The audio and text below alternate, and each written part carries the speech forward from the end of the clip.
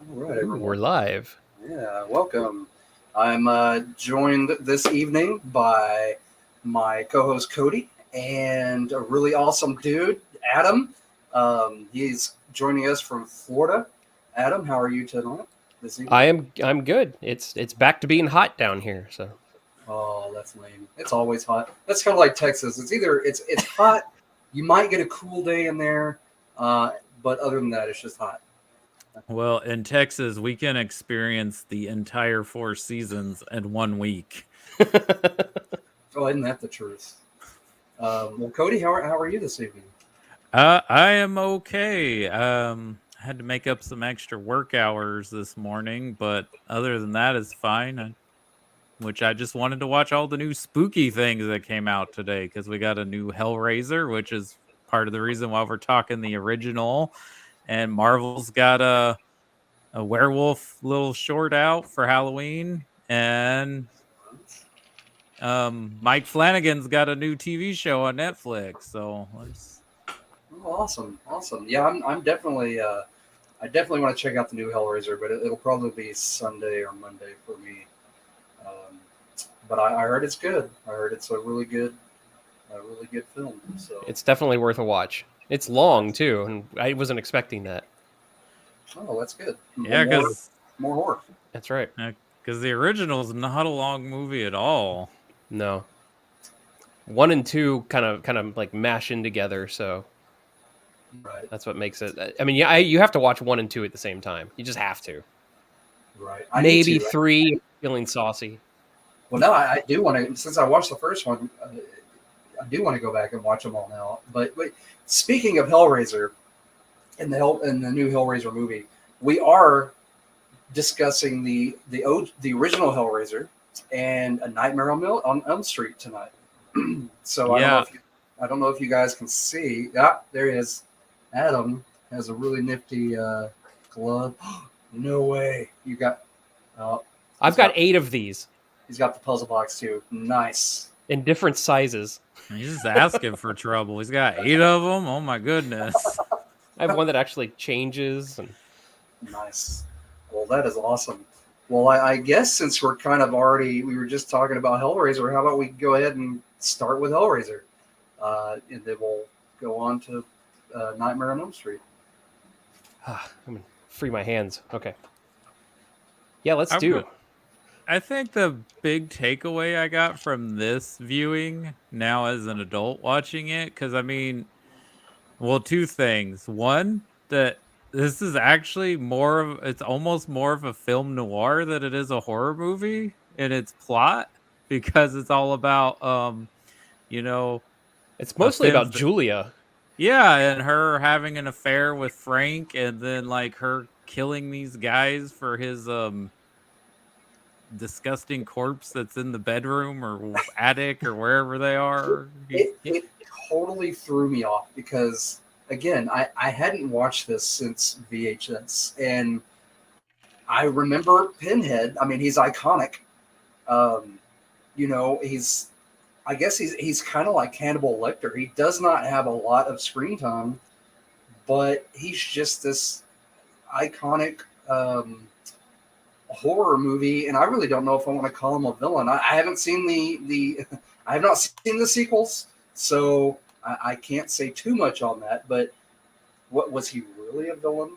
Like, He's not really a villain. He's only doing what he's supposed to be doing. Like he's damned to do. So, you open the box, he comes and does his thing, and that's what it's all about. Julia's really the villain in the movie.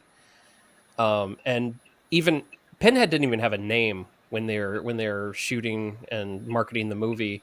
That came with just like word of mouth. He was just known as the priest, the priest. and Okay. uh, and yeah, Yeah, and Doug Bradley has come out and said, Pinhead may be vile, but he's the kind of guy who would sit down with you and talk about the price of fish before getting to his business.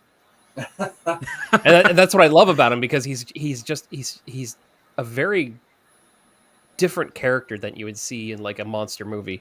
He's very articulate, he's very proper, but at the same time he needs to rip your flesh out. Right, right. And I know I don't want to Well, jump ahead. I don't want to jump ahead to Nightmare on Elm Street, but you're talking about him just being a different character, and we look at uh, Michael Myers and Voorhees and all these other dudes that are just machines out to kill you. And you're right, he is more subdued. He has a job to do, and I mean it's business. It's nothing. It's not really anything sick or sadistic on his end, or like I don't know. I don't think it was really him getting any pleasure out of it. It was like you said, it was a job that he's there to do or damned to do. Yeah. So he doesn't come across as like a Freddy like slasher, Right. I he's mean, not a slasher. even Right. in the first movie, he stands there and listens to people talk and plead and stuff, and he's just like, "That's cool. I'm just here to do my job." Yeah, I'm on He the is clock. the I'm getting paid he's for the you. middle management of horror. He's just like, yeah, I'm here to do my job. Look, I'm sorry you opened the box. You're gonna feel some pretty terrible things. You might kind of like it too, but it's gonna hurt a lot as well. Yeah, and they really go more into his character in part two, where they talk where there's this one girl who's kind of she's kind of quiet, almost catatonic at this asylum, and she's a puzzle solver, and she solves the box for someone, and they come out and they attack her, and Pinhead's like, nope, she wasn't the one, it was for them. So I mean, it's like he has the rules and he sticks by them. Yeah. And that's just another layer of coolness to the character. Like Well, But there's that's rules in hell. but the rules mentioning fast. that he didn't have a name in the movie is if I want to remember, it's been a long time since I read the novella that it's based off of, the Hellbound Heart. But I don't remember them even having names other than they were the Cenobites. That Yeah, was yeah. all I remember. And He was the priest. That was all yeah, he was known as. And even in Barker's last book, the Scarlet Gospels, he's still known as the priest. interesting. That's cool. I saw you post those the other day, Adam. I guess those were graphic novels. They looked really really cool. Yeah, Were- one of was one of it the a first comic graphic novel? one of the first graphic novels written by Lana Wachowski. Nice, nice. Oh, that's so cool. I didn't know that they delved into that Yeah, Alex franchise. Ross did the first story, and then Lana Wachowski did some, and they've been going on for forever. I think they stopped in 2010, I think, but they're really good stories. Wow. Yeah, I'm gonna have to check those out. It looked really good. Yeah, But I think it's kind of interesting. Barker, who was a writer and playwright pretty much before this, I guess, had a couple of things adapted before Hellraiser, and he wasn't happy with how they turned out. So he's like, I'm just going to do it myself. And for someone who never really worked in film before, it's just a pretty strong debut film. And you could argue this might be his best directed film. I don't know. I have a really soft spot for the director's cut of Lord of Illusions. It's That just is a really cool movie. yeah, and Yeah. the studio destroyed it in the theaters, but Mm-hmm. the director's cut just it flows better. Ooh, But there's a yeah, director's cut. yeah, I think it was when it was released on video. Mm-hmm. It's been a long time since I've said that. I remember the advertisements for that movie. Seeing which a that- lot of ads and comic books and stuff like that back in the day, but I never got around to watching it. So that's It's one also got a noir take on it. Yeah. So I guess Clive Barker likes noir Yeah. a little bit. He does. He likes that dark, sexy, dark story. I mean, even Nightbreed. That's not even a horror movie. That's it's a movie about belonging and Mhm. outcasts. Mhm. I love Nightbreed. I love everything Clive Barker. If you can't tell. David Cronenberg rules in that movie. Yeah. Yeah, I need to revisit that. That's another one I haven't seen in a long time. I That's just went down a another one Cronenberg that- rabbit hole. The director's cut you need to watch instead Yeah. of the theatrical. Nice. Well, you know me, I'm all about those director's cuts. You sure are. But And like the first three Hellraiser movies are great. People say the third one is kind of silly, and it is. I mean, there's a Cenobite that's made out of CDs, but nice. it's got a really cool story. It's got a lot of Pinhead's background when he was a human, and just like the fourth one. I was telling Cody earlier in the week. I was saying the fourth one that goes in space. It's not that great a movie, but it's got that first part with Adam Scott in the beginning making the puzzle box, and it's just good for lore. And Nice. I'm just if there's 5 minutes, 5 good minutes in a bad movie, I'll be like, yeah, I like that movie. Right. Hey, why not? It's okay. So Hellraiser goes to space. Jason also went to space. So out of the two space horror movies, which one? I had to ask, which one would you prefer? I really have a good time watching Jason X. It is so much fun. If you Yeah, take away what it used to be, and you just have a slasher on a spaceship, it's a spaceship, yeah, and it's just like, yeah, this is fun. And David Cronenberg was in that too. yeah. So well, awesome. Well, I definitely need to revisit Jason X. Like I rented it when it first came out, and I was like, nah, you know, Yeah. it's all right. It's different. I probably wasn't the biggest fan, but now that I'm older, I'd like to go revisit it and probably get some laughs out of it. Yeah, I was super hyped when it was being made, and then it got shelved for like a year and a half, Oh, and I found a bootleg video of it on at a convention like a year before it came out. I'm like, yes, I get to watch this before everyone else, and I watched it. I'm like, I hate this.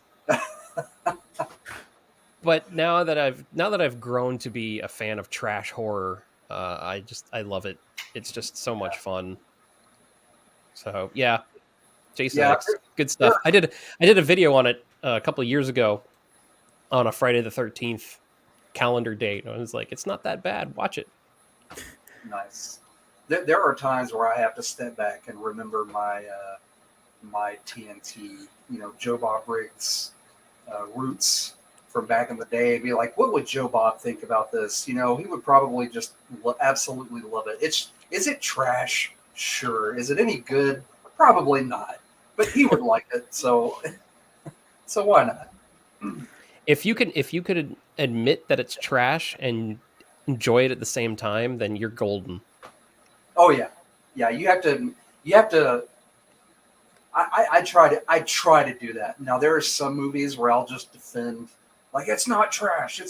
God gifted this to us, and the heavens opened up and it was carved in stone and it was left to it, or what. That's But that's me. That's me with Prometheus.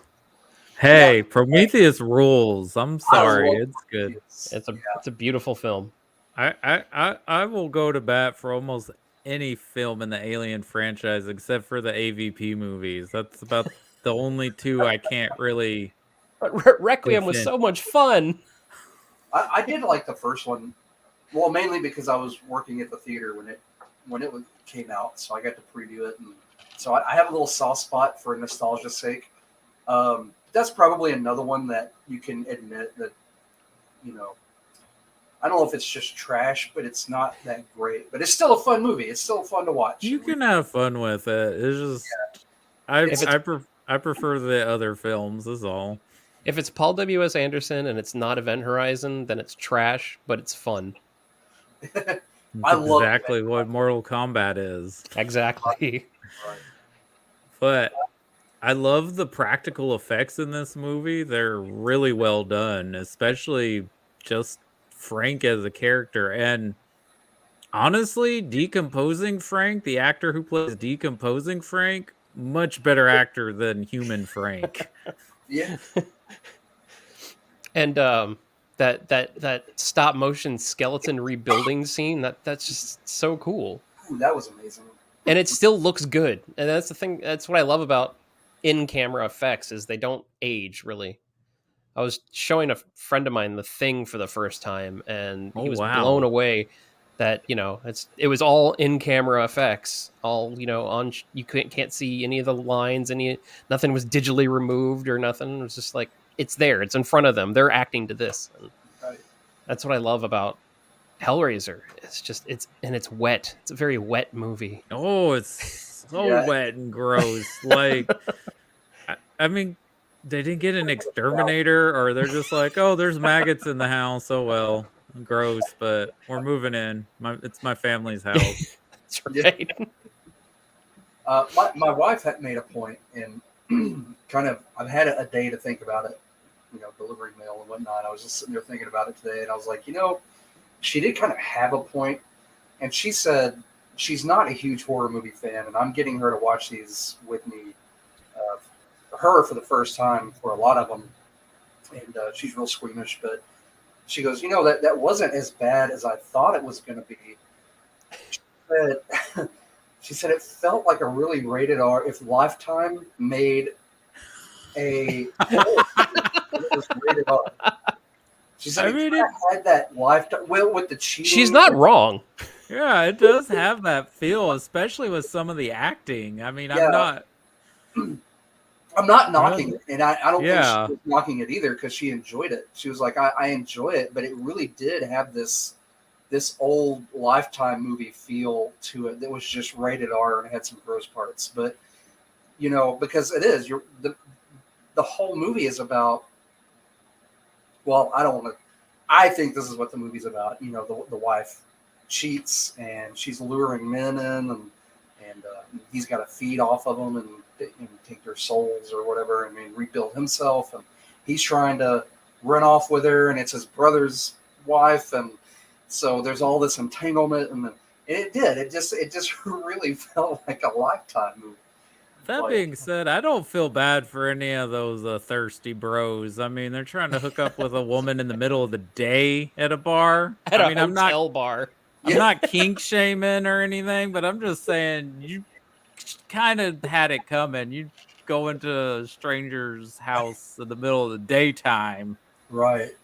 Plus, if you're at a hotel bar and you're leaving to go to someone's house, you're at a hotel. Yeah, you just go to your room. It's right there.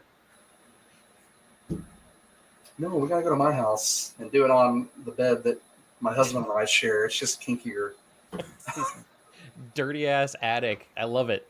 Yeah, that one dude just walks in, and she's like, well, I have a thing for the floor, and you know, there's roaches and rats everywhere, and he's just like, oh, okay, and he starts taking his shoes off, and I'm like, damn, bro, like you really is that the same guy that's like, I gotta go pee? I can't remember the guy that was like, I have to go pee, but he just, like, he comes in and looks around, and he's like, ooh. And then he's like, oh, okay, well, we got this. And he starts, like, taking his pants, like, his shoes off and stuff. And I'm like, dude, you're going to do it right there on that nasty floor, aren't you? Oh, yeah. And then he gets eaten. So, yeah, there you go. But I thought it was I think the score rules, too. I really love the score to this movie. I do, too. I like that. And Andrew Robinson, I'm going to bring him up again. Like, he is absolutely fantastic as Garrick, and I like to see him. It's refreshing to see him in a role other than DS9, because I think he's a really underrated actor, you know. And Cody, you said he was the he's a serial killer in Dirty Harry. Harry, which I had forgotten about, and so I really think he's an underrated actor, and he did, you know, again with the Lifetime dialogue and stuff. I think he brought it. You know, Andrew Robinson is a great actor. He totes the line of kind of being pathetic, but also he's also not a cool guy either, because there's that whole scene with him and Julia, and he's like all mad, like, because she decides not to have sex with him. Yeah. And but that now I just can't get Garrick out of my head now watching that movie. And Frank is definitely gross with his "come to daddy" lines. Oh God. Oh. Like, and was it me, or did he seem overly excited that his grown niece was, like, you know, close by. Was he like low key gross hitting on her, or I think he was high key hitting on her. high key? Yeah, I don't It's- think he was being subtle at all, Yeah, which there's- is just oogie, which is like, yeah, you deserve whatever's coming to you, buddy. I mean, this guy's sleeping through the family anyway, so That's true. Yeah, pretty Oh, much. and keeping all his pictures of his other women just by the bed there. yeah. But Julia's special. Or so she thinks, because Yeah, like right. he doesn't even care once she gets stabbed. He's like, well, I gotta live. Sorry. And Bloody Julia from in the second one is it's the same. That's not the same movie, but she comes out of the bed of the bed too, and she's just as cool with her makeup and stuff. Yeah, I'd heard that that's actually who Clive Barker wanted like the franchise to be the star of, but I guess she couldn't end up doing more of them or something. I don't know. I watched the Leviathan documentaries once, and then they got taken off of Shutter, so I never got to like really dig into them. And they're British only, so they're really hard to find.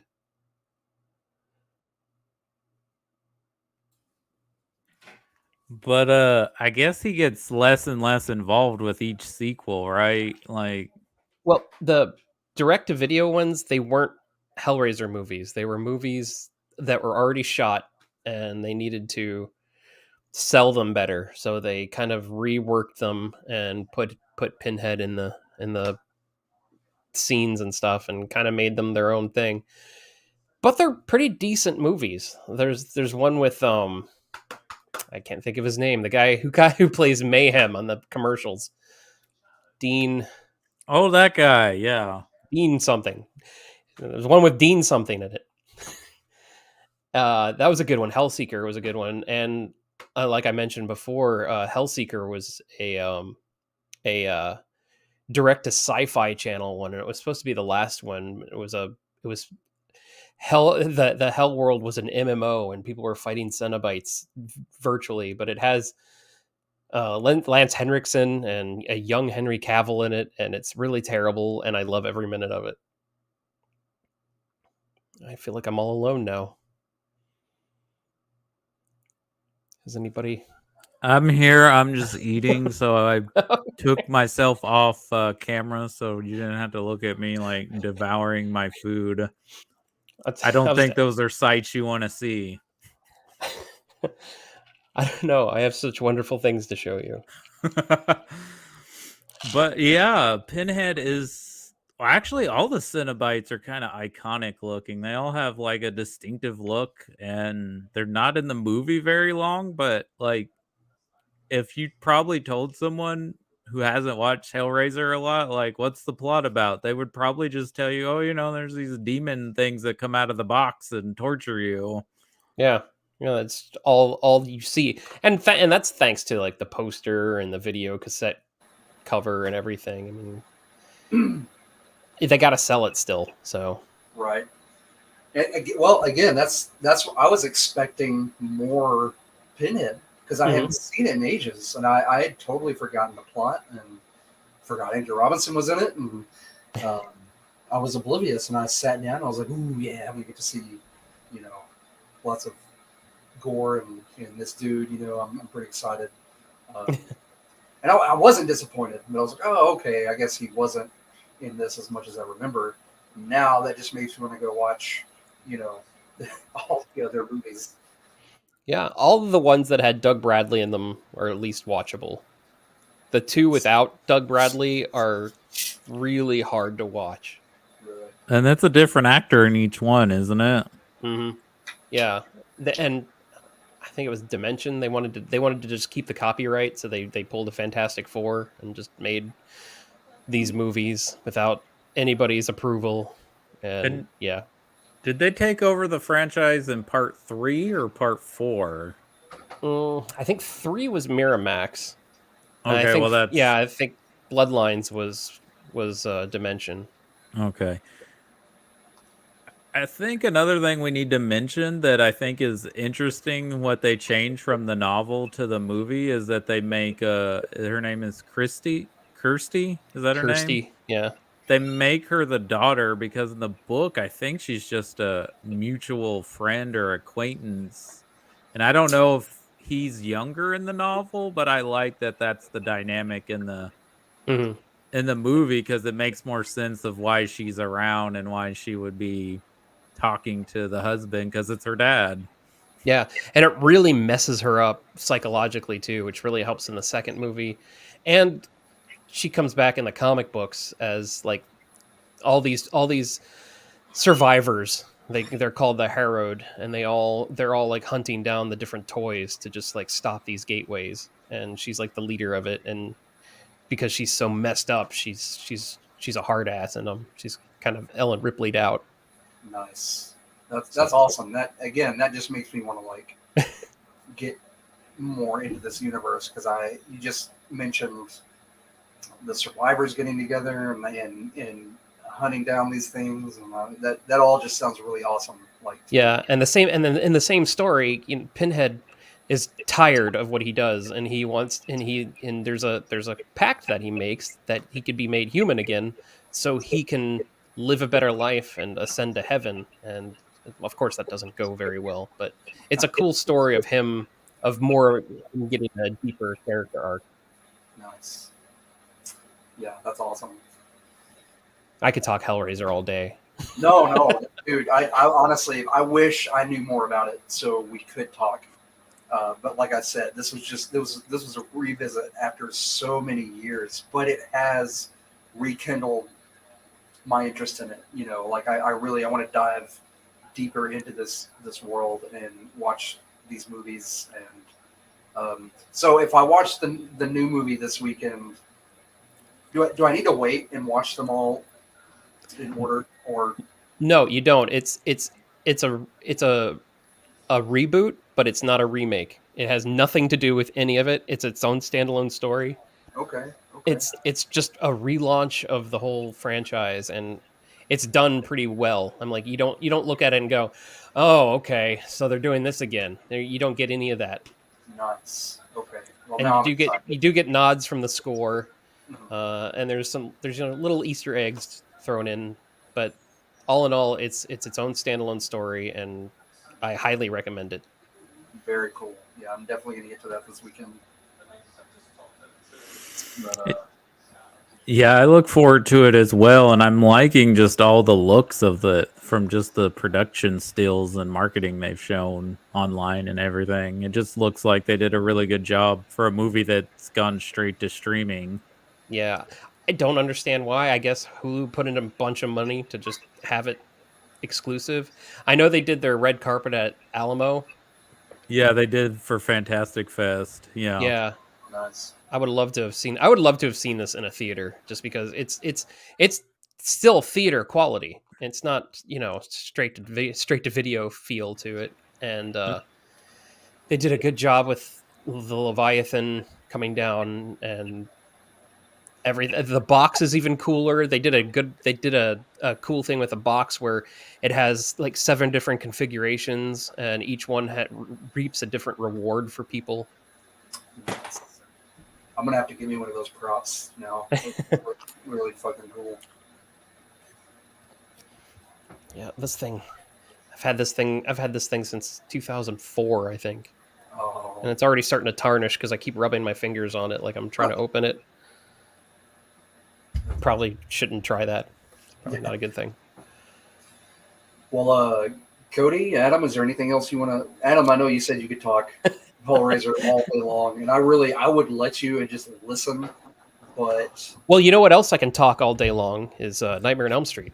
yes, I, and I I think the only final thing we should say is that I think I remember distinctly on the VHS like the quote from Stephen King, like I've seen the future of horror and its And it is name is Clive Barker. Clive Barker, Yep. which he did that for Evil Dead too. Like I think he had a big part of like Evil Dead becoming a huge cult thing, and it's kind of weird because him and Clive Barker are only like 5 or 6 years apart. They're not like Clive Barker's that much younger than Stephen King. Well, yeah, Stephen King's 75 and Clive Barker just turned 60.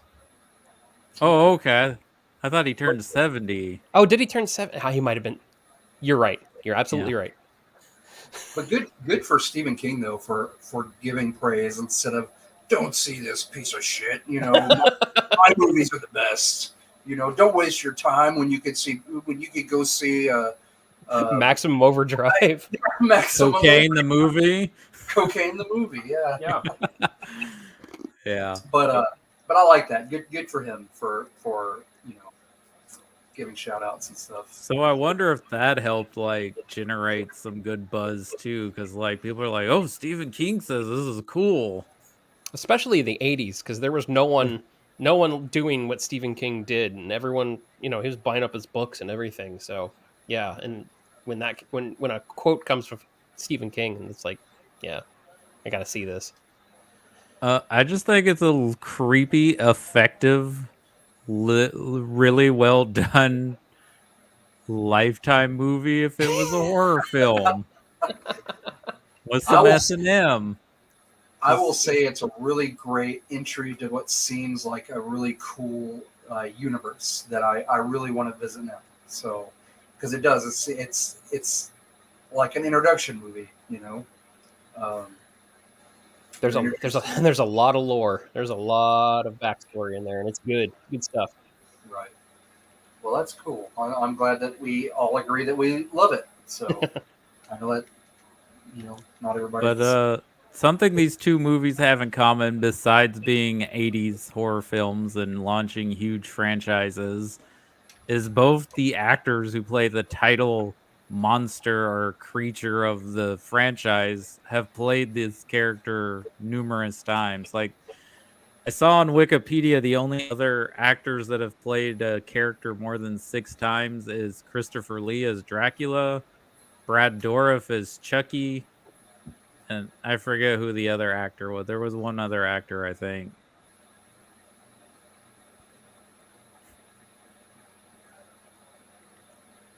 But yeah, We'll call him this Sean.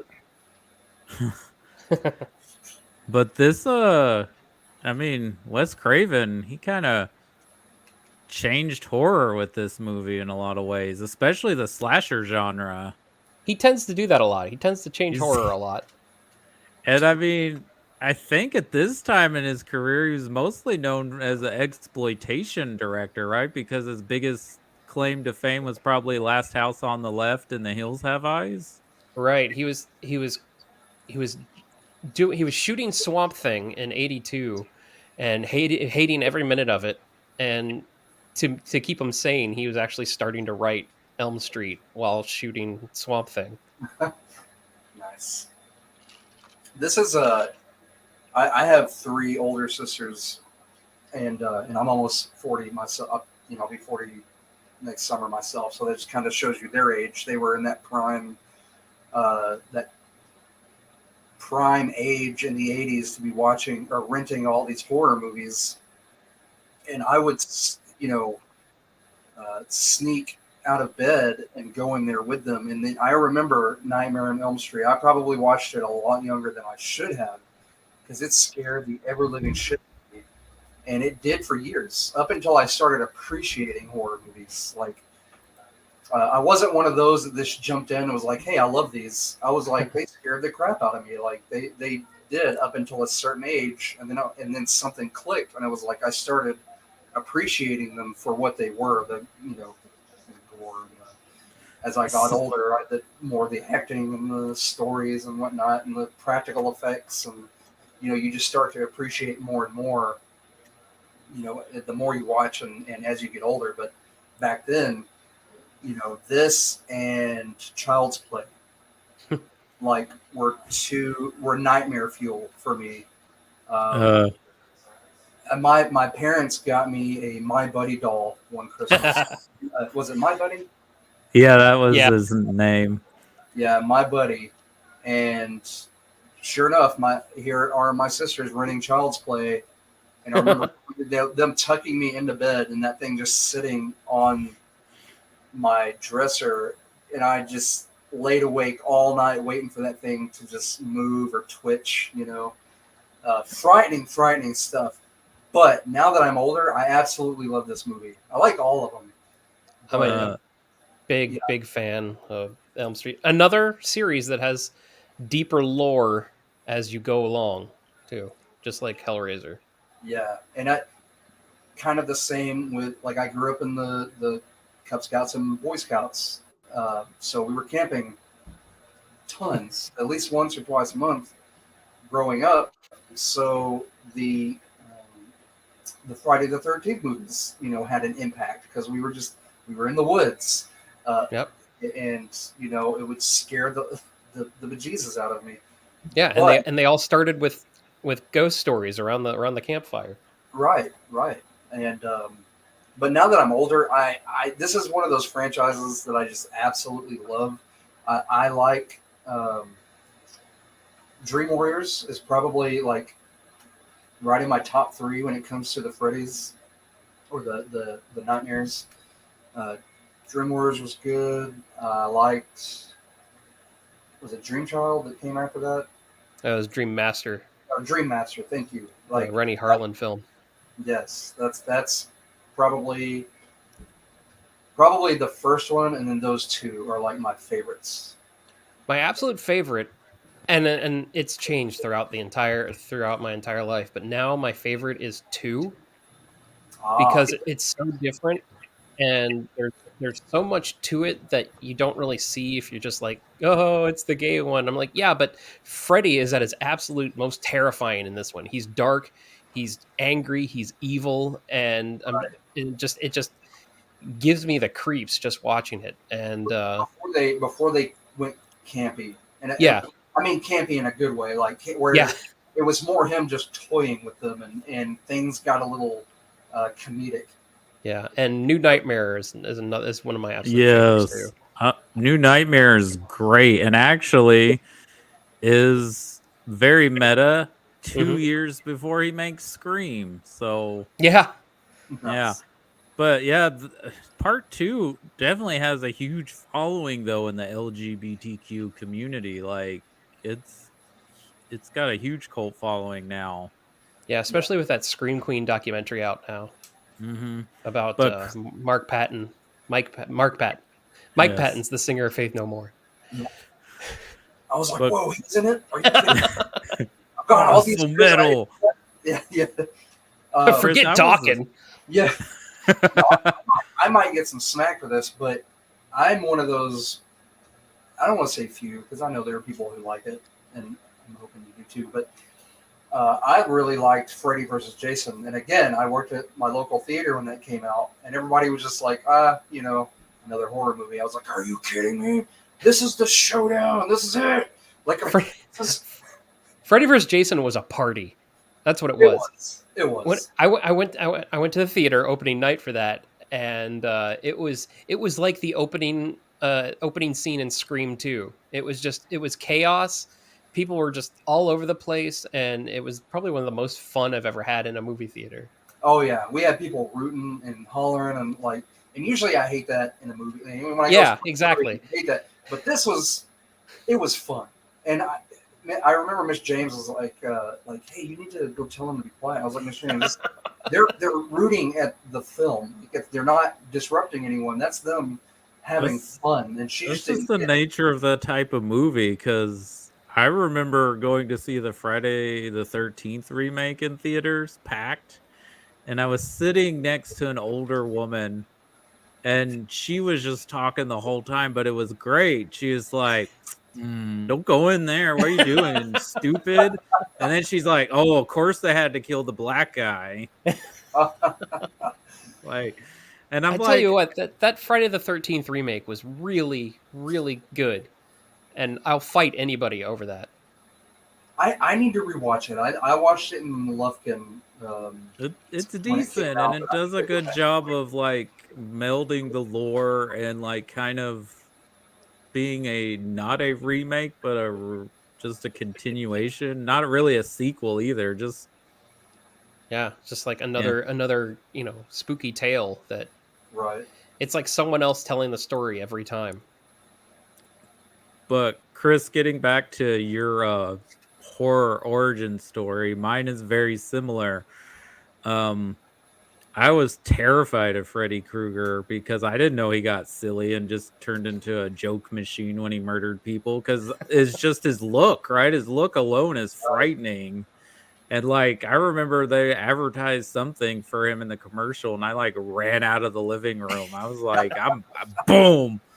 And like, yeah, Child's Play also, because I was way too young and my sister watched it. And like for years, I would not watch any kind of scary movie unless it was like sci-fi skewed or like Right. Gremlins or Critters or something where it's not really scary. And it wasn't until I saw Scream that I was like, oh, I think I like these kind of movies, Yeah. which oddly. And I'm then I wish I could pinpoint the movie that made my brain click to where I was like, oh, wait a minute. I think I like blood and gore and all that, and the sleaze and all that now. Like, I don't know what happened, but it's like you hit a horror puberty and you're just like, oh, yeah, okay, I get it now. All right. I peaked early. My mom still is a huge horror fanatic, and she would take me 3-4 years old to see like Poltergeist and Aliens, and we did go see Nightmare on Elm Street at I think I was 5 years old, and I've kind of just like that's just kind of who I am now. I'm just a horror guy, and I never had that forbidden like you can't watch this type thing. I had the like, well, if he doesn't like act like they do in the horror movies, then he can still watch them. And I was like, cool, yeah, I know it's all make believe. Yeah, I never got that. Growing up, my parents would rent like every rated R movie that came out, and it was usually the buddy cop movies, Lethal Weapons and Die Hards and anything Bruce Willis, anything actiony at the time. Rated R, lots of violence, explosions, people dying, maybe a booby or two. But when it came to horror movies, oh no, you can't watch any of those. They're forbidden. Yeah, those are the devil. I remember when Nightmare on Elm Street 2 came out on HBO. I was a very poor child, so we didn't go to the theater very often. So I was able to watch it then, and my mom's like, "Well, get the VCR set because I want to watch it when you're done." that was the kind of thing life I lived in, and I went to a Christian school. I went to a Christian elementary school, so that was fun. Yeah, I recovered. It's okay. But I think what you were saying, Chris, is what really defines this movie and then eventually the franchise too, for better or for worse, but at least in this first movie, is that Freddy is not just a soulless killing machine like Michael Myers or Jason. Like, he's a character. He is he's living an asshole, but he's a lovable. Oh, well, I mean, he's disgusting and gross, but he has a personality and he's a character. Yeah, absolutely. He's and he already he started with a backstory. It's not like, oh, this little boy drowned, but the mother's the bad guy. But he has this backstory of being a total scumbag. And the whole town just murdered him. They're like, right. And it's the whole town's fault that he's come back to kill their kids. Well, also, why would you keep his murder weapon in your basement, like just in your furnace? Like, oh, it's just a keepsake. And that's the weird thing, because that's been like retconned I don't know how many times, where it started off as being in the school boiler room, and then it was the steelworking boiler room. I think that was from the Toby Hooper backstory episode of Freddy's Nightmares. Oh yeah. I think it's called No More Mr. Nice Guy. And it was Freddy's trial, and it was the whole thing. It was pretty good. I mean, it was Toby Hooper. You can't go wrong. That's another show. Yeah, I was hoping one of you guys would bring that up, because sorry. Hang on. Dog's Got Thoughts on Nightmare on Elm Street. It's iconic. I mean, there's so many iconic scenes in this movie, like the face in the wall and the bathtub. Yeah, and it was all done on the cheap too. It was Yeah, because they this say is it's what New Line the house that Freddy the house built. that Freddy built. Yeah, Well, that's also bringing back to Wes Craven being an exploitation director. I'm pretty sure that's mostly what New Line distributed, other than like kung fu movies, was like exploitation films at the yeah. time. Their biggest film before that was distributing Pink Flamingos. Right. and Bob Shea would actually drive the prints to different theaters. They wouldn't even like send them. They didn't have the money for it. He would drive them. Well, I mean, nobody's really a named actor. John Saxon, I guess people had recognized him in things. He's kind of playing the same character he played in Black Christmas, but not as smart of a police officer as he was in Black Christmas. Yeah, John Saxon's and he was, he's well known around the world. He was in Tenebrae in 1982, and then it was Argento. So I Oh mean, yeah, he's well known. It was an Enter the Dragon too. He was an Enter the Dragon.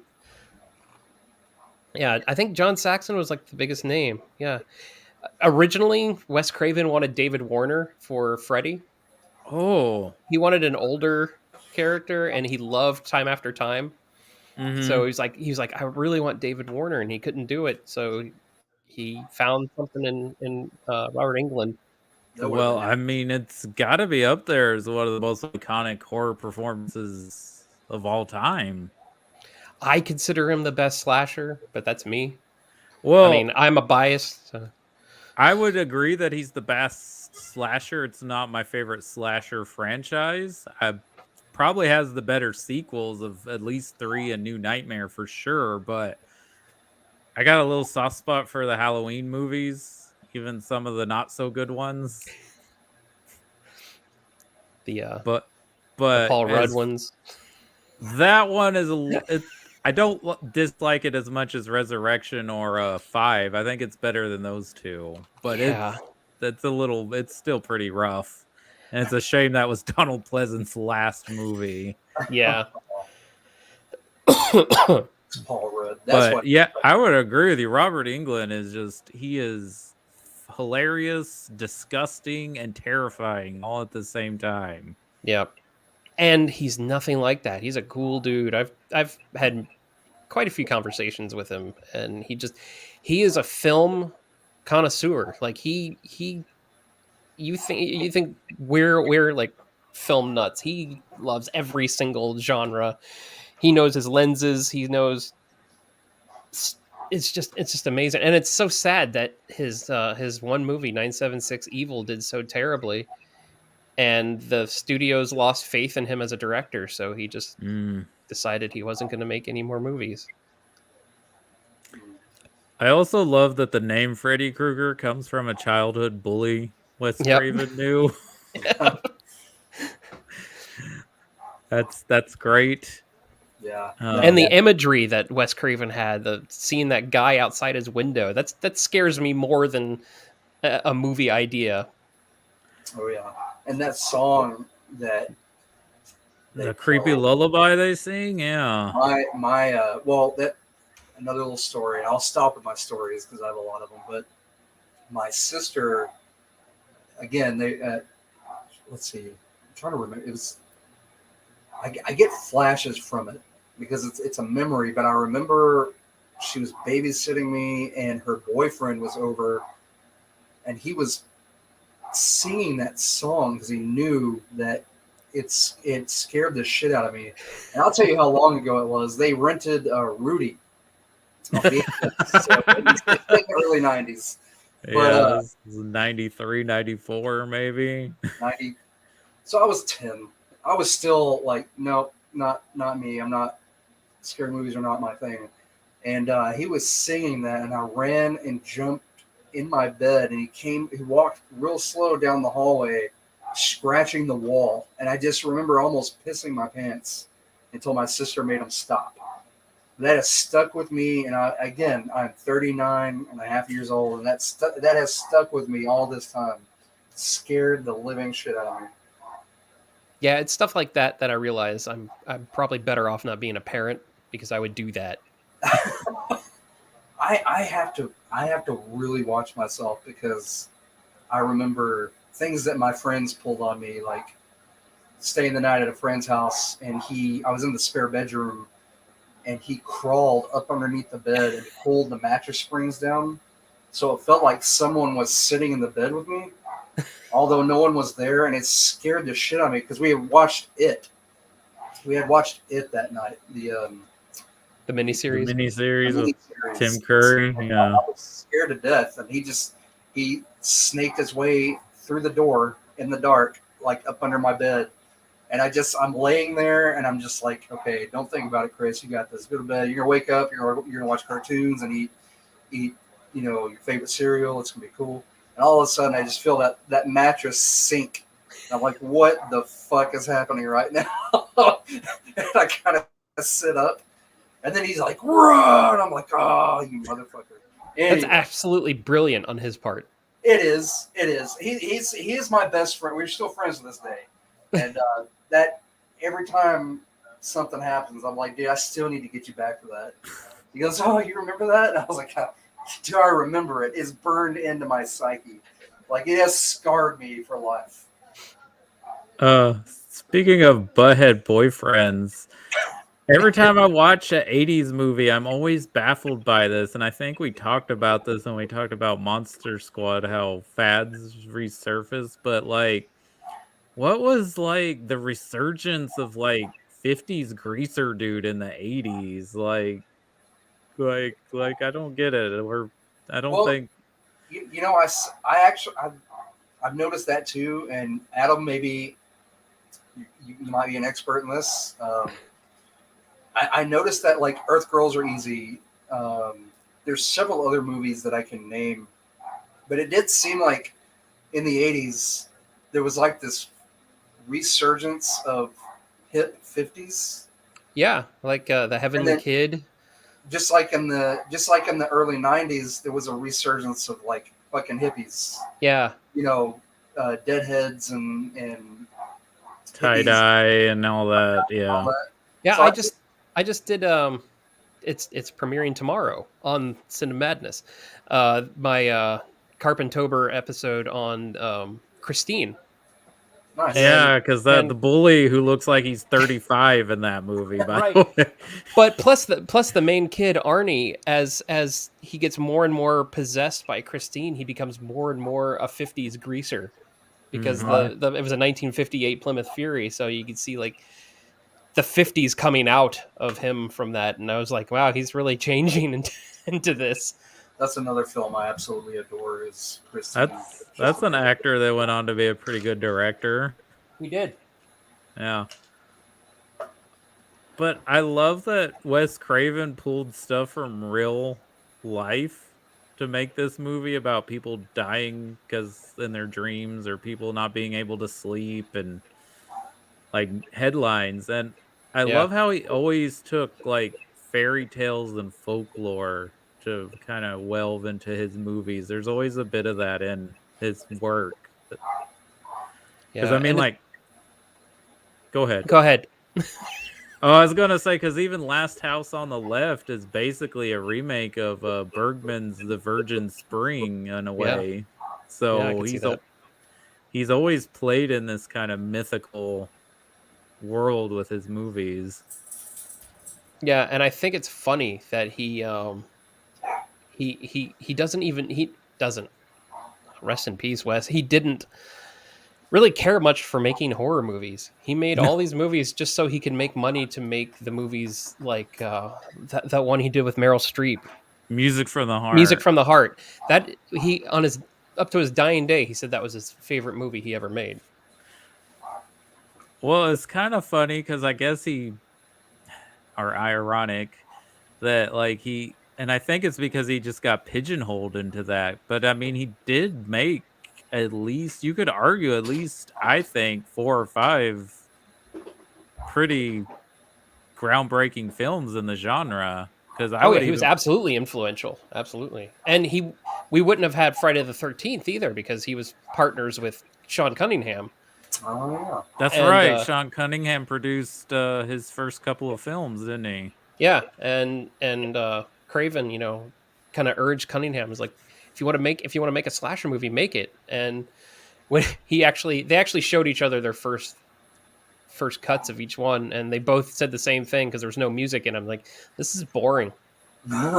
Both Elm Street and Friday the 13th, they were boring without their music, and I think that's a real testament though to Harry Manfredini and Friday the 13th, Right. and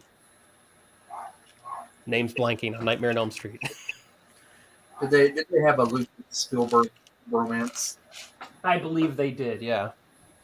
Well, let's And Cunningham and Steve Miner kind of went off when Craven left, and they made like House and April Fool's Day, fun stuff. House. April Fool's Day being one of the best slasher movies to ever exist, even though it's got a cool ending, but it's not necessarily a slasher movie, but it's one of my favorites. Okay, I've heard people go to bat for that one. I've never watched that one, but I'll check. It's got it a out. great twist in it. But that's funny you mentioned they said both movies were boring without the music. That's the same thing that happened with Halloween when they screened it. The producer's like, this is the worst thing I've ever watched. And then Carpenter did the score, and then they're like, this is the scariest thing I've ever watched. Right. Oh yeah, I'll one up that. Try watching Clerks, the original Clerks, without the score and the music.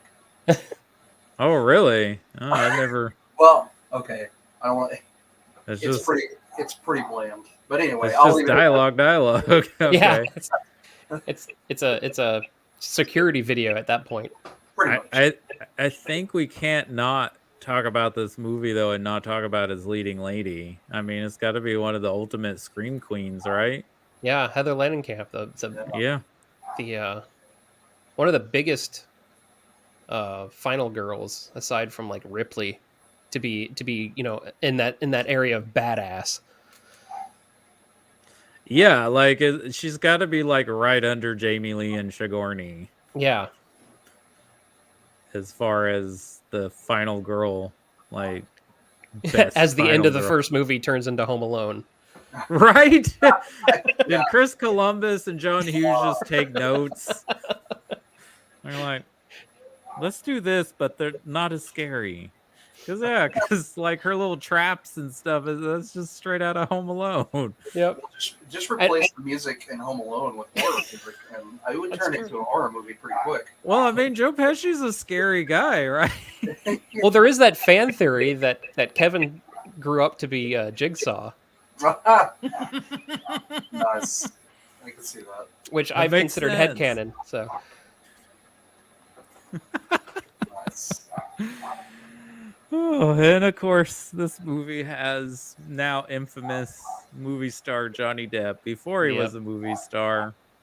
So maybe people that go back and watch Nightmare on Elm Street now may even get even more enjoyment out of that scene. Maybe, just maybe, he wasn't a big piece. I don't know. He didn't even want to do the movie. He just needed to make money for his band. That's right. He was still trying to be a rock star. Nicolas Cage is like, you should be in a movie. Because they were roommates. God, that had to be a weird apartment to live in. I remember them. I can't remember if it was Johnny Depp or Nicholas Coppola who was talking about like they were so poor they had to take collected pesos and take them and exchange them over into like American dollars and stuff like that. They were doing everything they could, which is weird because Coppola comes from money, but I get wanting to do things on your own, but if it's between that and eating a can of dog food, I'd be like, hey, uncle, like $100. Well, I mean, Nick's like the black sheep anyway. Yeah. Yeah. But What is his name in the movie? Glenn? Is that Glenn. his name? What do One of we the most- think of him as a boyfriend? Like, One of the most bland names too, Glenn. I don't. I've He's never not met a really Glenn. that supportive. He's just kind of just meh. He's not like terrible boyfriend, but he's not like He's not supposed like to be the Justin Long. jock. I don't buy Johnny Depp as a jock either. No. Even like- with him wearing his crop top and He's the preacher's kid. Yes, absolutely. yeah, that's what he's got. Preacher's That's kid. what That's why he's vibes on the he's couch got. at the beginning of the movie, just sitting there like being a creeper and listening to him. You're like, oh, it sucks, man. Because I mean, like, he doesn't really believe her, and he's not really into it. Like, he falls asleep every time she needs him to help. He's just like, he's asleep. But this movie does bring up an interesting issue. Like, if you're trying to stay awake, of course your body's gonna be like, "No, you're going to bed, buddy." And like the opposite, when you want to go to sleep, you can't sleep. So Right. You're either tired or overtired. Yeah, and it's if your body's eventually gonna shut down, and Yep. you're gonna die anyway. So you might as well die having fun with Freddy. Yeah. Well, I don't know if you guys saw this. I saw somebody posted this, and it was like, if Freddy can get me in the 15 times I wake up to go to the bathroom in the middle of the night, that hats off to him. That's funny. But yeah, I would say Johnny Depp is not as bad as his lookalike in Scream, but he's nowhere near as good of a boyfriend as Justin Long is in Dragged to Hell. Man, Justin Long, he could not get a break in horror movies. Yeah, I hear he's in Barbarian, which I haven't seen yet, but everyone says it's great. Oh, it's a good. It's talk about a roller coaster. Barbarian is nothing that you expect, and it's everything that you want. Nice. It's not going to win any awards, but it's gonna make you leave going, that was fun. Well, it's been a great year for horror movies. Yeah, Pearl is my pick for movie of the year this year. So Which one? Pearl. Which is so good. That last monologue. That monologue is alone. Oscar worthy. Holy crap! Yeah, I agree. She's not going to get nominated, but No. And just her face at the end with the credits. Oh my god. yeah. I still need to see Triple X and I need to see Pearl, and so that way I'm ready for the. I guess For Maxine. For Maxine, yeah. I didn't like X. I don't know what it was about it. It just did not click with me, and I'm just like, I don't want to see Pearl, but I will, and I'm glad I did. Nice. I think I want to see X again because I just found out, because I'm stupid, that Mia Goth played the old lady as well. Mm-hmm. I was like, that was all makeup. Yep. So yeah, I kind of want to watch it again now. Mia Goth, isn't she married or like going out with or engaged to the director, if I'm not mistaken, or the writer maybe? Like, aren't they in that together? That would make sense considering that's all he uses is her. Yeah. Yes, Like and the she's Paul the W.S. lead in Anderson all effect. 3 of these movies. Like they're both like 100% involved in it, which I think is cool. Like a couple's. Well, project. she's producer on them too, so yeah, it would make sense. I haven't heard that they're like involved that way, but I mean, she's better than Sherry Zombie, so that's true. She is she's a good actress. I never want to dog anybody for doing their job, but I just can't believe her in any of her roles except Baby. Yeah, I mean, like, I applaud wanting to put your significant other in there and work together, and I get that, but she can't act. Right. But props to Zombie for keeping on. You know, he's like, you know what? Maybe she can't, but you know, He's doing his thing, and I'm not always a fan of his thing, but there are people that are, and that's okay. yeah, I like Devil's Rejects is rough, but I do, you know, That one I like. That one Devil's I like. Rejects was my favorite movie of 2005. yeah, Devil's. I saw that in theater, and I'm glad I did. Yeah. But I 'cause usually feel like I need to take a long shower after watching one of his movies. I even really enjoyed Lords of Salem, and I know it gets a lot of hate. Different. Yeah. Yeah, it was like his Kubrick movie. Right. It had like a 2001 ending to it, and Hmm. I every time I come on here I have to name drop. But one time I was talking to Michael Berryman, and I was telling him, you know, how much I enjoyed his movies, especially the Rob Zombie ones, and I said I just saw Lords of Salem, and he's like, man, that was a shit show. I'm like, what? I really like that movie. He's like, yeah, it didn't turn out any way that it was supposed to. The crew he had was a new crew that didn't listen to him. The cast that wasn't regulars, they didn't listen to him. And he ran out of time and money, and we got what we got out of it. And I was like, Oh. well, that makes it even better because I enjoyed it for what it is, and now it's like the Alien 3 effect. It's like they took a nothing and made something out of it, and it's enjoyable. So, Right. Man, that's what I just defended that movie again recently. I did a David Fincher ranking and I did not put it at last place. And I no, was Zodiac like, goes in last place. okay. Well, we're all friends here. I'm not gonna argue. I'm not but saying anyway, it's a bad movie. I'm just saying it's your Fincher's least weakest. favorite. Okay. I love it. But anyways, Alien 3, I think, especially if you watch the assembly cut, it's amazing what he got out of it with all the problems and that it feels like a David Fincher movie. And also, it is far more interesting than most franchise movies are today. Yes. Yeah. Yeah. Well, it has imagination. Yeah, you can tell that there's a filmmaker's voice in it. It wasn't just made off an assembly line. Yeah. Aliens 3, it's hard to pinpoint, and this may not make any sense at all to anyone but myself, but it has a very early 90s feel to it. It's very industrial, nihilistic. Orange. Industrial. Yeah. That's the word. But it felt like a few other movies of that time period. Yeah, it looked like the video for Closer. Mm-hmm. Yes. Yeah.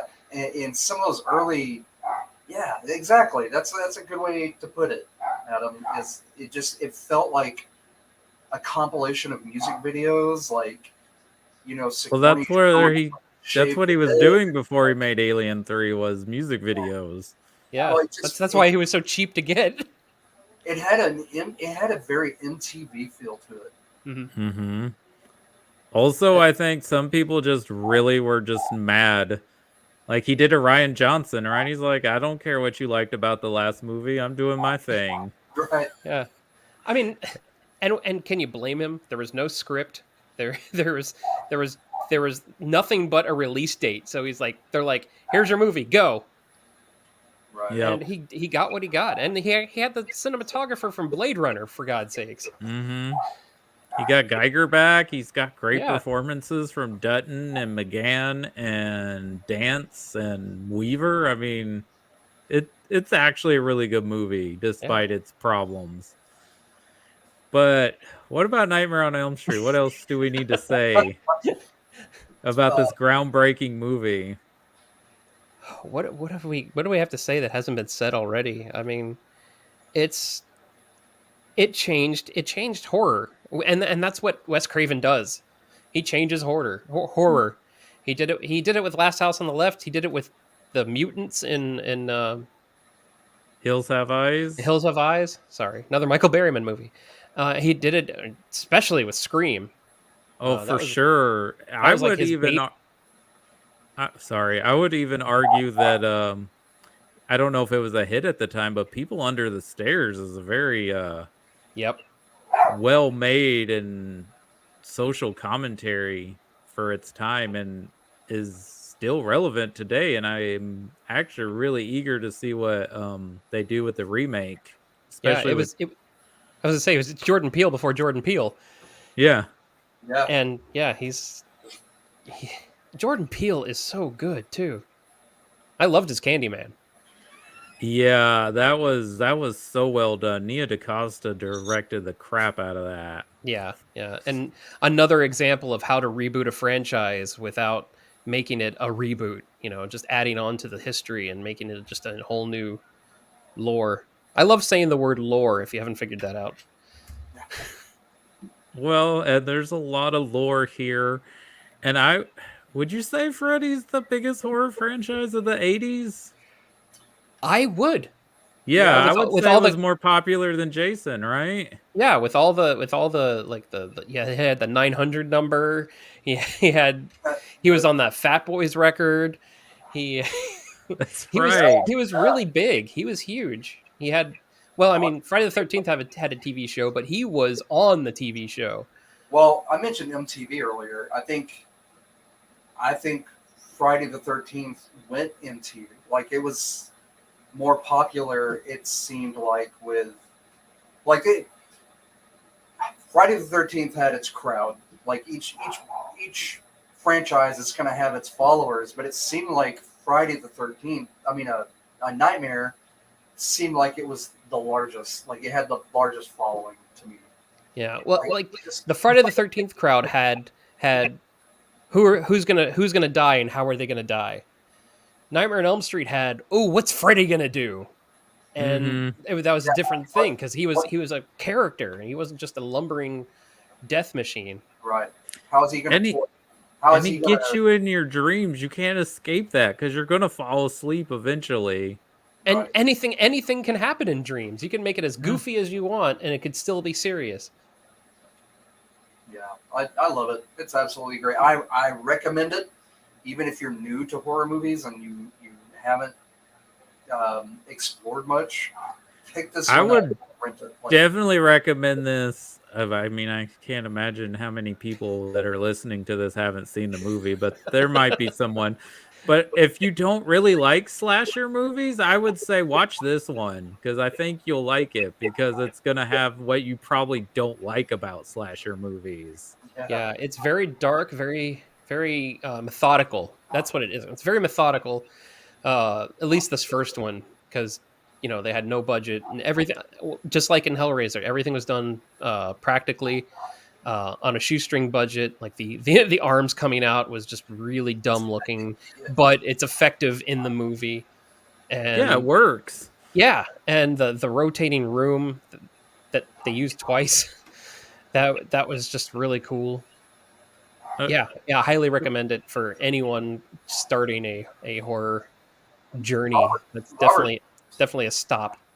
Yeah. Correct me if I'm wrong, but did they tack on the ending? I feel like that wasn't Craven's original ending. Bob Shea wanted an ending. Craven wanted an ending, and it wasn't the studio. That was Bob Shea, and someone else wanted a different ending. So they made all three into the ending. Oh, like okay. It was supposed to be just them driving off, and then the jump rope girls were there. And then it was like, but we want to put Freddy on the top of the car because you don't know if it's real or not. And then Bob Shea wanted to do the pull the mom through the door thing. So that effect looks pretty bad, but it does. Okay. It looks like a blow up doll.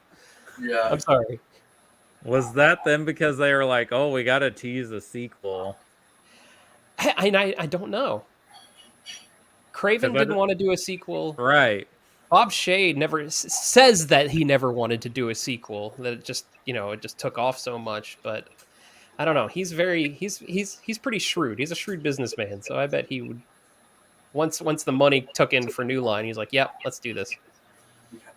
Yeah, made him a household name, and right. I mean, and now we get Lord of the Rings from them. Yeah, isn't that amazing? In less than 20 years, they go from making a low-budget horror film to one of the biggest studio franchise films ever made. Yep, Yeah, it's that's incredible. crazy. I mean, they looked like New World Pictures, which I always got them mixed up because their old intro was like the same. Mm-hmm. But Hellraiser was New World. That was Corman's company. Mm-hmm. So they both came from like low budget studios, and look at them now. And I can't remember. I think it's still Dimension. I get Dimension and New Line mixed up because I worked for both Dimension and New Line at the same time. So. Oh wow. Yeah, I did some script doctoring for for independent movies. I hate to say it, but I worked for Harvey Weinstein. Oh, I'm sorry. But he was very, and I say this ironically, he was very hands-on with Get out. independent people, and so he helped a lot before he didn't help so much. But I mean, you I came know, out fine, so I'm okay. I'm not here to say anything good about the Weinsteins because besides the horrible Harvey Weinstein stuff we know about, and just their practices as business people and how they treated some filmmakers. But you can't deny that they did get a lot of projects like out there Oh yeah, and kind of created some of the biggest filmmakers' careers, like Tarantino, Kevin Smith, Robert Rodriguez. These guys wouldn't be working today, probably. absolutely. And another funny thing about Harvey Weinstein and Wes Craven is Wes Craven didn't want to have Sydney come out alive. He didn't want another final girl because he thought that was overplayed. And Harvey Weinstein actually talked him into making strong female characters. How ironic. Right? Right? Wow. But Nightmare on Elm Street is a classic for a reason. And, you know, we can debate and argue whether the sequels diminish that or they're still good. You know, there's There's various. good in all of them. I mean, because Robert Englund's in most of them. So, like, even if you don't like the movie, you probably are enjoying Freddy in the film. Robert Englund's in there. He's in all of them, right? Yeah. Except the remake. Yeah, except for the remake. So, which I'm not a big fan of, and I wish they would have went in a radical direction. I like the casting, but like, oh, Jackie Earle Haley, I think he was good. Yeah, and his makeup was fantastic. I wish they would have made him innocent in the remake because that would have been an interesting twist. Yeah, like or take on the story. Yeah, instead of just being more obvious of what we already knew Freddy was. You know, I can fill in the dots when they called him filthy child murderer. Like, right? You didn't need to really go on with that. Yeah, and I love Freddy's origin of he's the son of a hundred inmates, maniacs. Like his mom was raped in an insane asylum. I mean, I don't like that his mom was raped. It's just an interesting story thing that he doesn't know who his true father is, and that he followed children, and in the pilot episode of Freddy's Nightmares, he taunted the police officer that was trying to find him and ended up at his house with his wife and child tied up, and he was getting revenge on them. I mean, it's just such a dark story of Freddy Krueger beyond just what they tell you in the movies. And I don't know, I'm getting back into the Hellraiser thing where there's a lot of lore stuff. I need to check that series out. That's another series I always wanted to. It's not very good, but it's fun. Mick Garris does a couple episodes in it. I mean, oh, okay, that's cool. It was basically if you wanted to do a show on that show, you could, and that's what they did. He seems like a really super nice guy to be involved in horror all the time. Yeah, he's very friendly with people in our business in the media. If you can get a chance to talk to him, you will, because he'll sit and have a chat. Well, cool. Well, guys, if there's nothing else you'd like to add, she's apparently wants to add quite a bit. But yeah, she wants to talk about Nightmare on Elm Street. So, is there anything else you guys would like to add about these two movies before we wrap it up? They are both good movies to watch for this time of year. Yeah, I thought it was a fun double feature. I'm glad that you decided to throw these out there. Well, I wanted to revisit the original Hellraiser because the new one was coming out, and you posted a thing about wanting to do the Elm Street franchise. So I was like, well, why don't we put these two together? Because I mean, they don't have a lot in common, but there is a few similarities to them. There's Right. more. Yeah, there's more than you would think. You have Kirsty and Nancy as this kind of not the same character, but they're the same type of character. You have the continuing careers of Doug Bradley and Robert Englund. You have Very iconic roles. right. You have the two failing studios that got a big bump because of these movies. There's some similarities. Yeah. Well, cool. So what are we doing? Did you decide what you wanted to do next week, Cody? Oh, next week we're staying in Elm Street on Wednesday night. We're doing a couple of threequels. We're gonna talk Dream Warriors because Kevin's coming on, and Kevin says that's his favorite in the series. And I'm gonna bring up a movie. Well, it's not weird now to say this movie rules because it's been like revisited the past 20 years. People have been telling us this movie rules, but it does rule. And because Halloween Ends is coming out, we're talking about Halloween 3, Season of the Witch. Nice. Can't go wrong with anything Tom Atkins is in. And we'll talk about it, but if they decide they're done with Michael Myers after this, I doubt it. I doubt that's what's happening, but I would love if they go back to trying to do what Carpenter and Deborah Hill wanted to do with the franchise and make it an anthology. And just spooky stories that take place at Halloween. Well, Right. I mean, Trick or Treat. We kind of got that with Trick or Treat. We did Yeah. kind of get that with Trick or Treat, but like we need more of that. Like I like anthology horror movies, creep show Well, rules. I'd like to see that under the Halloween title. I think that would be cool.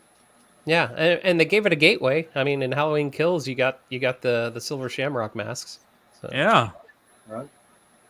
Well, Wednesday the 26th, we're going to do. And we're getting literary. We're going to do Bram Stoker's Dracula and Mary Shelley's Frankenstein. Yes, two early 90s take on classic monsters. So that'll be fun. That'll be interesting. The early 90s reboots. Yeah. The first Dark Universe. That's right. Even though Universal only did the Mummy movies. All right. Adam, is there anything you'd like to throw out and plug? I know you said you had an episode coming out tomorrow. Yeah, I'm doing Carpentober for all of October, and every Saturday in October I'm putting up a new video for that was done by John Carpenter, and we got Christine coming out tomorrow. We constantly have things on Cinema Madness. You can find us on cinemamadnesspodcast.com. You can find us on Facebook and Twitter and all that crap. We're on everywhere. We even have a TikTok that's kind of taking off, which is weird because I'm old and I should be on TikTok, but I'm enjoying it because I'm an editor. So yeah, you get a lot of views on there, even though it's only like 10 seconds. Yeah, and let's see. I'm still raising money for my documentary, 1982, the movie. It's slowed down, but I haven't. There will be a live fundraiser here in Florida in the next month or so. It'll be fun. We're gonna just start our interview process for interviewing for the movie itself. So that's it's awesome. getting there. Sounds exciting. Yeah, I'd love to contribute when I can. I mean, I've got 4 mouths to feed. And well, a good luck is just as good as $10. So yeah, you really, man. Well, we wish you all the good vibes in the universe. I'm putting it out there for you so you can get this made because it sounds really cool. And yeah, 1982 was an amazing year, especially for genre movies. And it's amazing how many of those movies that a lot of them were not even financial successes have gone on to be like groundbreaking films in their genres. Yeah, and not just The Thing and Blade Runner. There's other movies from that year that are considered like cornerstones. Like we just talked about The Dark Crystal a couple of weeks ago. Like The and Dark Secret Crystal of the Nim and Last Unicorn, Secret of the Nim, The Secret of Nim. Yeah, a lot of interesting movies that are now getting a bigger following. Basket Case. No one saw Basket Case in 1982, but it's like a cult wonder.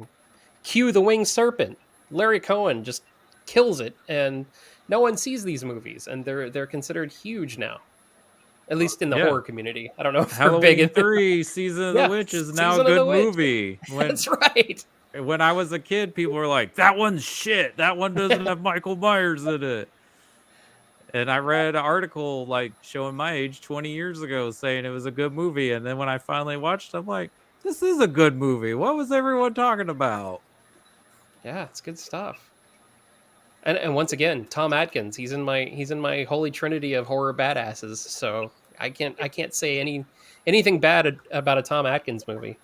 Well, speaking of your holy trinity, Bruce Campbell shows up in Nightmare on Elm Street just watching Evil Dead on TV. That's true. So, yeah. Good luck to you on that. And we appreciate you coming on and talking it's always these fun to movies come with on. us. We need to have you on Cinemadness.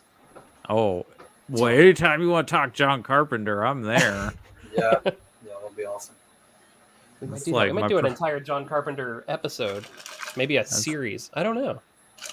It's Figure like it one out. of my favorite directors. And after I found out we were raised in the same area, I was like, oh my God, John Carpenter lived where I lived.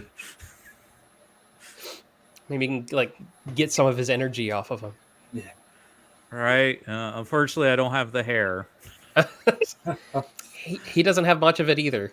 Well, he's like 73, so it's okay. Yeah. He just sold his personal VHS collection, and I'm sad that I didn't get to buy any bundles. Oh, you want to talk about sad? Every month I enter his drawing sweepstakes, and it's all stuff that I want, and I never win. Like the actual books from In the Mouth of Madness, and I was like, no, I wanted those so bad, but I didn't because they're sweepstakes. And I just need to meet the guy. I just need to meet the guy once before it's too late. Oh, Chris, did you see that video I shared? Speaking of it, I forget. I guess it's at a convention or something, or Q&A or somewhere, and someone like came up and was like, "Escape from New York is great, but what the fuck happened with Escape from LA?" And Carpenter just gave him the bird and said, "Fuck you." Oh, well, you know what? The guy deserved it because I love Escape from LA. It's called I Can Make Any Movie I Want to Make. Yeah. Yeah. There's so much good about Escape from LA too. You just don't do that at a Q&A though. Even if you don't like someone's You movie, just you said, don't. what the fuck happened with your life? And then gave him the figure. How many movies have you made? Yeah. Yeah. I don't remember seeing that one movie that you put out. What's it called? Can you give us a Q&A on it? Yeah. Carpenter's like, if you don't have any weed or here to talk basketball or video games, get out of my face. I love John Carpenter. Good stuff. Well, guys, thanks for coming on. If anyone listens to this later, we're moving back to Wednesdays. That's what we originally started out doing when we first started, but it's just going to be easier for us. It'll be Wednesday nights from now on, and then I guess on the weekends Cody will do his show where we're covering the director series and with other guests. So we'll keep it like that. Yeah, and speaking of, you mentioned it. We're talking Prometheus. I have a guest. We're talking Prometheus tomorrow for Ridley Hell Scott. Yeah. Sadly, I will miss that one. I have to sling mail. People need their junk mail apparently, and I need a paycheck. So, Really quick thing about Prometheus and Ridley Scott is, I went to the midnight release of Prometheus, and I was so impressed. When I got home at 3:00 in the morning, I sat down and hand wrote a letter to Ridley Scott thanking him for making the movie. And sadly, he never wrote back, but I thought it was cool. I thought it was that good that I would sit down and write him a letter at 3 a.m, thanking him for making this movie. Prometheus is great. Yeah. I like it more every time I watch it. And this last time I was just like, this movie just looks amazing. And the Blu-ray is like over 10 years old, but I just popped it in. I'm like, this movie looks great. And stupid me, you ever have one of those moments where you just notice something that right in front of your face that it's been there the whole time? I had no idea until like the 15th time I watched it that Patrick Wilson was her father in that dream sequence. I was like, "Hey, there's that guy." Yep. And he's from my area. Is he? His whole family is. Yeah, John Wilson is a news anchor in here, and it's either his dad or his uncle. And they always have big movie premieres here for when Patrick Wilson has a movie coming out. So Oh, should be cool. something huge for the new Insidious since he's directing it. Oh, wow. Yeah. Well, thank you so much, Adam. We really appreciate you coming on and giving Thanks us for your inviting me. insight and knowledge of both of these franchises, especially Hellraiser. Because I call it useless knowledge, but I'll take insight over that any day. It's not useless if someone watches this and learns something. It's sharing. That's very true. So it's not you useless. might teach someone if they find a weird, kinky cube box not to open it.